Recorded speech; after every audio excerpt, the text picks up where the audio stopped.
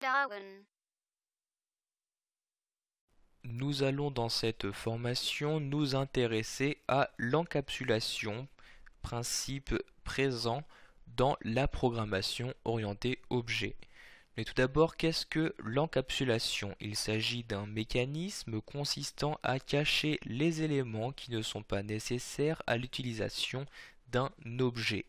Donc, par exemple, ici, je ne veux pas qu'on puisse directement à partir de l'objet accéder à la référence ni à la variable état. Pour cela, à la place de les mettre en public, je vais les mettre en private.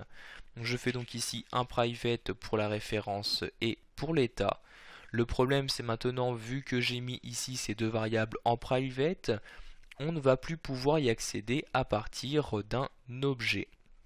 Pour résoudre ce problème, je vais avoir la possibilité d'ajouter des accesseurs. Par l'intermédiaire de ces accesseurs, je vais pouvoir contrôler les utilisations faites des différents attributs insérés. Donc, ces accesseurs, je vais ici les insérer après mes constructeurs, et comme les constructeurs, je vais pouvoir automatiquement les générer. Pour cela, je fais un clic droit, je clique à nouveau sur source ici comme pour les constructeurs, et je vais cliquer sur Generate Getters and Setters. Je clique donc sur la ligne correspondante et je choisis donc pour quel attribut je souhaite générer les getters et setters. Donc par exemple, je vais les gérer ici pour état et pour référence. Si vous cliquez sur le plus, vous allez pouvoir choisir ici, donc que ce soit pour l'un ou l'autre des variables, choisir si vous souhaitez juste lui appliquer un get, un set ou les deux.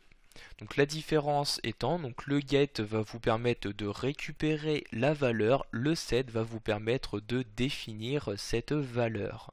Donc ici, que ce soit pour l'état ou la référence, je souhaite mettre le get et le set. Vous pouvez voir également que pour l'état, vu qu'il s'agit d'un booléen, vous n'avez pas get état, mais is état. Mais sachez que le fonctionnement est exactement le même. Donc une fois que vous avez coché les getters et setters que vous souhaitez créer, vous pouvez maintenant cliquer en bas sur OK comme ceci.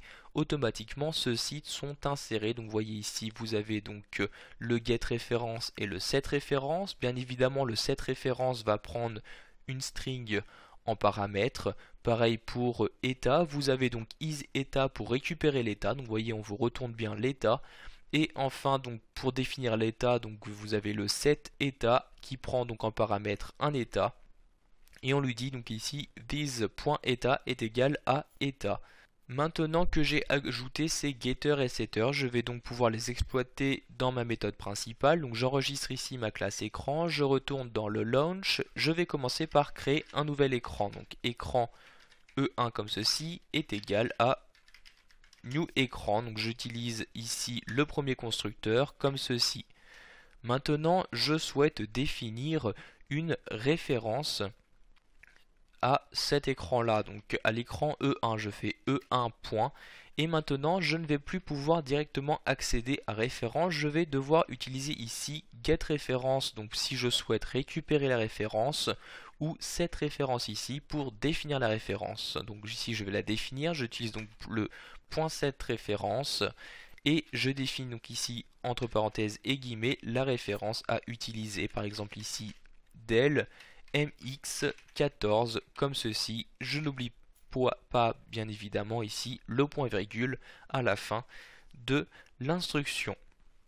Je souhaite maintenant récupérer cette référence, par exemple l'afficher ici dans la console. Je fais un system.out.println E1 point, et ici je vais faire le get référence pour récupérer la référence. Si maintenant j'exécute ici ce code, vous pouvez voir qu'on me renvoie bien ici la référence correspondante. Vous allez pouvoir faire de même ici pour l'état à l'aide du set état ou du is état pour récupérer la valeur présente. Voilà, vous avez maintenant compris le principe d'encapsulation dans le langage orienté objet.